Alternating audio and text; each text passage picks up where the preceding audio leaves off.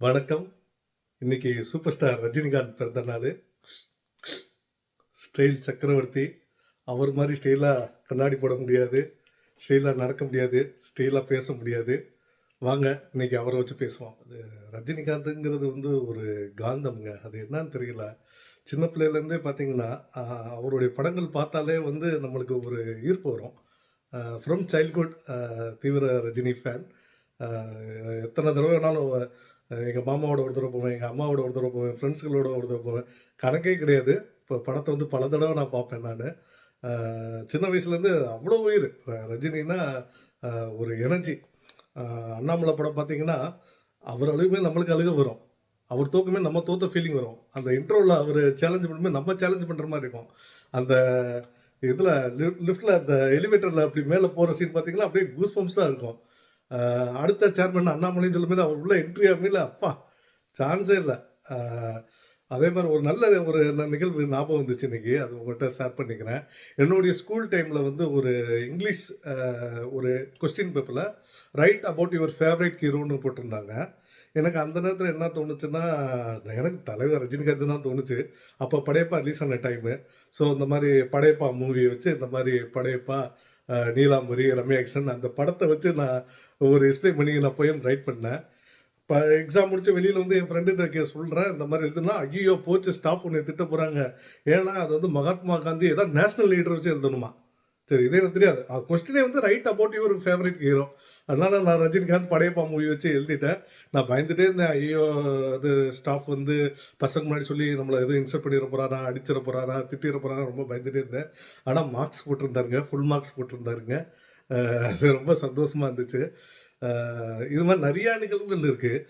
பாட்ஷா படம் பார்த்தோம்னா, பாட்ஷா படம் பார்த்துட்டு அந்த ஒரு 2 நாள் வந்து மண்டைக்குள்ள பாட்ஸான்னு ஓடிக்கிட்டே இருக்கு. அப்படியே இந்த ரச்சகன் படத்தை ஒரு மாதிரி நரம்புகள் எல்லாம் வெளியில் தெரியுதுன்னா பார்த்துக்கோங்களேன். அந்த அளவுக்கு இதாக இருக்குது. நிறையா மூவிஸ், எல்லா மூவிஸும் அருணாச்சலமாக இருக்கட்டும், இது கணக்கே இல்லை. ரஜினிகாந்தோட ஆரம்ப காலத்துலேருந்து இப்போ இன்னைக்கு தேதி வரைக்கும் பார்த்தீங்கன்னா, கூலி வரைக்கும் பார்த்தீங்கன்னா சான்ஸே இல்லைங்க. தனி மனித சுய ஒழுக்கம் கண்டிப்பாக வேணுங்க இந்த அளவுக்கு ரீச் ஆகிறது. மனுஷங்கன்னா தவறு செய்ய தான் செய்வாங்க ஆரம்ப காலகட்டத்தில். பட் அதை தன்னைத்தானே அவர் திருத்திக்கிட்டு செதுக்கிக்கிட்டு இத்தனை வருஷமாக வந்து நிற்கிறாருன்னா அது சாதாரண விஷயம் இல்லைங்க. இப்போ என்னையே பார்த்தீங்கன்னா, டெய்லி காலையில் எந்திரிக்கிறது ஒரு பெரிய போராட்டமாக இருக்குது. அது கன்சிஸ்டன்சி, அதுதான் பிரச்சனை. டெய்லி காலையில் எந்திரிக்கிறதா இருக்கட்டும், டெய்லி காலையில் ஜாக் போகிறதா இருக்கட்டும், இல்லை ஜிம்முக்கு போகிறதா இருக்கட்டும், வாட் எவர், அந்த கன்சிஸ்டன்சி வந்து நம்மளால் வந்து மெயின்டைன் பண்ண முடியலைங்க. ஆனால் அவரை பார்க்கும்போது வியப்பாக இருக்குங்க. இத்தனை வருஷமாக அவர் கன்சிஸ்டண்ட்டாக பாருங்களேன். அந்த உடம்பு ஃபிட்னஸாக இருக்கட்டும், கெட்டு கொடுக்குறாருங்க. நல்ல மனசு வேணுங்க. நான் நிறையா அந்த சோசியல் மீடியாவில் வந்து நிறையா வீடியோஸ் வந்து பார்த்துருக்கேன். கவிஞர் வைரமுத்து அவர்கள் சொன்னது, பத்மஸ்ரீ விவேக் சார் சொன்னது. அது என்னன்னா, அவர் வந்து புறம் பேச மாட்டாராங்க. யாரை வச்சும் புறம் பேச மாட்டாராமா. என்னதான் நீங்கள் அவர் வாயை பிடுங்க பார்த்தாலுமே புறம் பேச மாட்டாராம். எவ்வளோ நல்ல குணம் பார்த்தீங்களா. அதே மாதிரி அவரோட ஸ்பீச் எல்லாம் பாருங்களேன், ரொம்ப இன்ஸ்பைரிங்காக இருக்குங்க. அவர் சொல்கிறது ஆண்டவன் நம்ம பக்கம் இருக்காண்டா, அது சொல்கிறது வந்து அதை வச்சு தான் பொழப்பு வண்டி ஓடுதுன்னு வச்சுக்கோங்களேன். எதனாலும் சரிடா ஆண்டவன் இருக்காண்டா சொல்லிட்டு நமக்குள்ளே இது பண்ணுறது. நமக்குள்ளே வந்து ரஜினி இருக்காங்க. அதாவது பேசுகிறதா இருக்கட்டும், நடக்கிறதா இருக்கட்டும், ஏன் படிக்கட்டில் இறங்கும்போது கூட ரஜினி மாதிரி இறங்குறதா இருக்கட்டும், கார்லேருந்து அப்படி இந்த இப்போ ஜெயிலரில் காரில் திறக்கும் மாதிரி அது நிறையா தடவை பண்ணியிருக்கோம். என்ன உங்களே ரஜினி இருப்பாங்க. நான் அக்ராஸ் ஆல் த ஜென்ரேஷன் பார்த்தீங்கன்னா 4 ஜென்ரேஷன் பிளாக் அண்ட் ஒயிட் காலத்துலேருந்து தாத்தா, அப்பா, மகன், பேரங்காலத்தில் 4 ஜென்ரேஷன்லேருந்து அவர் வந்து ஆடியன்ஸை பிடிச்சிருக்காங்கன்னா சாதாரண விஷயம் இல்லைங்க. அது இந்த இப்போ தர்பாரில் அந்த ரயில்வே ஸ்டேஷன் ஃபைட் சீன் அதெல்லாம் பாருங்களேன். அது இப்போ உள்ள யங்ஸ்டருக்கு போட்டியாக இருக்கும், பயங்கர போட்டியாக இருக்கும். சொல்லிகிட்டே போகலாங்க. நிகழ்வுகள் வந்து நிறையா இருக்குது. அவரை வச்சு பேசணும்னா இப்போ இந்த வீடியோ வந்து பத்தாது. நான் இன்னும் பேசணும், எபிசோடாக போட வேண்டியது தான். கன்னித்தீவு மாதிரி தொடர்கதை மாதிரி போயிட்டு இருக்க வேண்டியது தான் அவரை வச்சு பேசணும்னா. ரொம்ப நான் ரஜினி வந்து இன்ஸ்பயர் ஆனது வந்து அந்த மேக்னெட்டிக் பவர், அவருடைய அந்த பேச்சு. நம்மள் ஒருத்தர் ரஜினி. அவரை வேறுபடுத்தி பார்க்க முடியாது. அவர் வேறுபடுத்தி, அதான் நான் சொன்னேன்ல, அவர் ஜெயிச்சா நம்ம ஜெயிச்ச மாதிரி, அவர் தோத்தா நம்ம தோத்த மாதிரி. அவருடைய படங்கள்லாம் அதுதான். அதே பாடல் வரிகள் பார்த்தீங்கன்னா எல்லாமே பயங்கரமாக இன்ஸ்பைரிங்காக இருக்கும். பேசணும், இது வந்து இன்ஸ்டண்ட்டாக எனக்கு தோணுச்சு. சரி ரஜினி சாரை வச்சு சொல்லுவோம்னு. வாழ்நாள்லேருந்து எனக்கு ஆசைங்க ரஜினி சாரை பார்க்கணும்னு. மனோரமா ஆச்சு அவங்க தவறுனப்போ நான் அந்த ஃபனரல் வந்து அட்டன் பண்ணேங்க. அதில் நின்ற லட்சக்கணக்கான மக்களை நான் ஒரு ஆளாக அங்கே நின்று ரஜினி சாரை பார்த்தேன் அன்றைக்கி லைஃப்பில் ஃபஸ்ட் டைமு. அது மறக்க முடியாது. அது போக உங்களுக்கு தான் பல பேருக்கு தெரியும், நான் ஒரு குறும்பட இயக்குனர். இது வரைக்கும் 18 ஷார்ட் ஃபிலிம் பண்ணியிருக்கேன். 18மே வந்து சமுதாய ஓரியன்டட் இது. அதில் ஒரு ஃபிலிம் வந்து கிட்டத்தட்ட ஆல்மோஸ்ட் 10 இயர்ஸ் ஆச்சு, 8 இயர்ஸ் ஆயிடுச்சுங்க. மிஸ்டர் காப்லர்னு ஒரு படம் பண்ணேன்.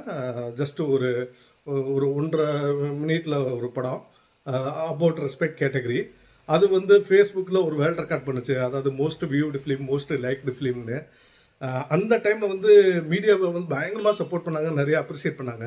அந்த டைமில் எனக்கு ஒரு ஆசை இருந்துச்சுங்க, எப்படியா ரஜினி சாரை வந்து மீட் பண்ணிட மாட்டோமா, அவர்கிட்ட வந்து பிளெஸிங் வாங்கிட மாட்டோமான்னு. ஆனால் எனக்கு அந்த எக்ஸ்போசர் எப்படி ரீச் பண்ணணும் என்னன்னு அது தெரியல எனக்கு. அதுக்குரிய கான்டாக்டும் இல்லை, அவரை ரீச் பண்ண முடியல அந்த டைமில். அதுக்கப்புறம் ஏன்னா அந்த டைம் வந்து அவர் வந்து ரொம்ப பீக்கு. அந்த ஃபாலோடு இயர்ஸ் அந்த மிஸ்டர் கப்லரு, இப்போ என்னுடைய குறும்படம் வந்து ஹிட் ஆனி மக்களுக்கு ரீச் ஆனதுக்கப்புறம் ஒரு டவுன் த லைன் ஒரு 6 மந்த்ஸ், அது 1 இயருக்கு அப்புறம் பார்த்தா ரஜினி சார் வந்து நிறைய இந்த மாதிரி சாதிச்சவங்களை கூப்பிட்டு அதாவது திரைத்துறையில் ஏதாவது படம் ஹிட் ஆச்சுன்னா அந்த டீமை கூப்பிட்டு பாராட்டுறதா இருக்கட்டும். ஆஹா, இதை தானே நம்ம எதிர்பார்த்தோம். அந்த டைம் நம்மளுக்கு அவர் அந்த கான்டாக்ட் இல்லையே, நம்மளை எப்படி இப்போ வரைக்கும் கான்டாக்ட் இல்லை, அது வேற விஷயம். ஒரு ஆசைங்க, திரும்ப ஃப்யூச்சரில் என்னைக்காவது ஒரு நல்ல படம் பண்ணி அது அது என்ன வடிவமாக இருக்கட்டுமே, குறும்படமாக இருக்கட்டும் இல்லை பெரிய திரைப்படமாக இருக்கட்டுமே, அது பண்ணி ரஜினி சார்ட்ட பிளெஸிங் வாங்கணும்னு ரொம்ப நாள் ஆசைங்க. இந்த தருணத்தில் வந்து அவருக்கு வந்து நன்றி சொல்கிறேன். ஏன்னா இத்தனை வருஷமாக வந்து நம்மளை வந்து என்டர்டெயின்மெண்ட் பண்ணியிருக்காரு. அவர் அடிக்கடி சொல்கிற டைலாக் தான், நான் யானை இல்லை குதிரைன்னு, அந்த டைலாக் தான். அதே மாதிரி பார்த்தீங்கன்னா அவர் தன்னைத்தானே எப்போவுமே தாழ்த்திக்குவார். எந்த ஒரு ஸ்பீச்சருமே தாழ்த்திட்டு கூட இருக்கவங்க எல்லாம் வசதி பேசுவார். அதுதாங்க பெரிய விஷயம். அது யாருக்கு இந்த காலத்தில் அப்படி பண்ணுறா? இப்போ வரைக்கும் அந்த எளிமையாக அந்த தியானம், ஆன்மீகம், ரசிகர்களுக்கு அவர் சொல்கிற இன்புட்ஸு எல்லாமே இன்ஸ்பைரிங்க. அவர் நல்லா ஆரோக்கியத்தோட இன்னும் ரொம்ப வருஷம் வாழணும். இன்னும் நம்மளுக்கு நிறையா படம் கொடுக்கணும். அந்த ஆண்டவனை நான் பிரார்த்திக்கிறேங்க. ஹாப்பி பர்த்டே தலைவா, happy birthday, love you so much. இந்த வீடியோ உங்களுக்கு பிடிச்சிருந்தா லைக் பண்ணுங்கள், ஷேர் பண்ணுங்கள். சூப்பர் ஸ்டாரை வச்சு உங்களுக்கு ஏதாவது நல்ல சிறந்த அனுபவங்கள், உங்கள் சைல்ட்ஹுட் மெமரிஸ் ஏதாவது இருந்தால் கமெண்ட் பண்ணுங்கள். மறக்காமல் நம்ம சவுண்ட் க்ரௌன் சேனலுக்கு சப்ஸ்கிரைப் பண்ணுங்கள். நன்றி.